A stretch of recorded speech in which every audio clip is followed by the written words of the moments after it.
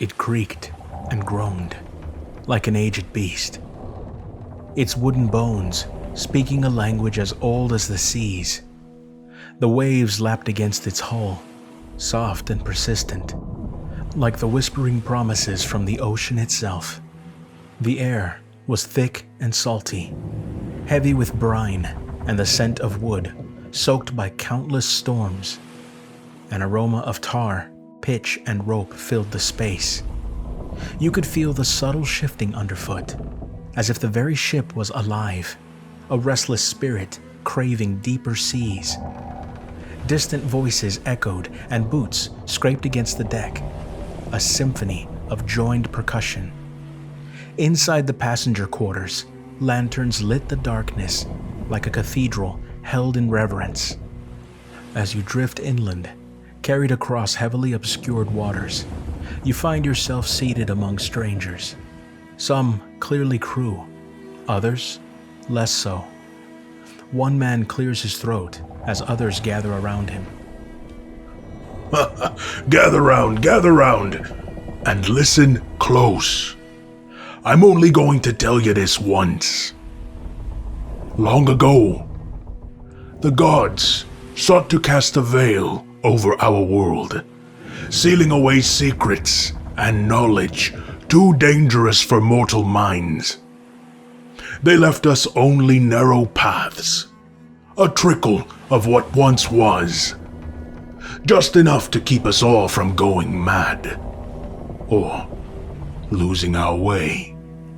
Some of the listeners glanced toward the portholes of the ship, watching as the fog curled just outside, thick and endless, as if deliberately hiding the world beyond.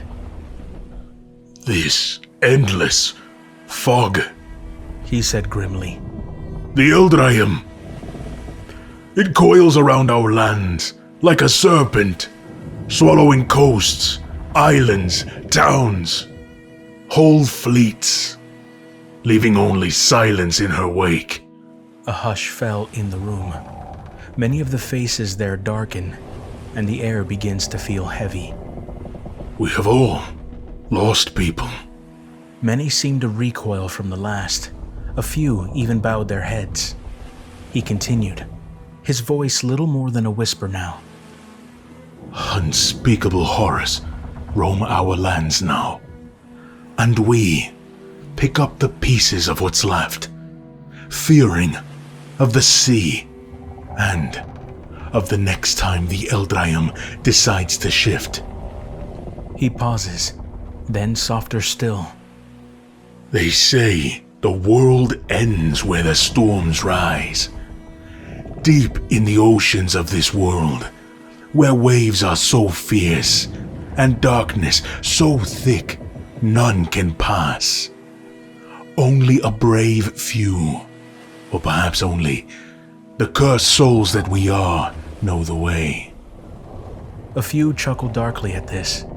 He clutches something on a chain around his neck, shutting his eyes for a brief moment, then continues.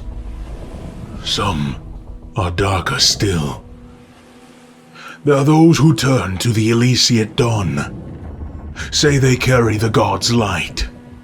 All fine. Let them believe. But we know the sea better than most, and we keep its secrets, those that are too deep to fathom. He pauses, realizing he'd spoken for too long. His tone shifts and then rises abruptly. Believe what you may, but remember this. The Eldraim always takes. It never gives. We must make our own light and sail on. As we make our way across this endless sea of shadows. He stands abruptly, raising a mug and says, We are sworn! The others collectively raise theirs to his and cheer, drinking on. And slowly, the ship makes its way ashore, where adventure awaits.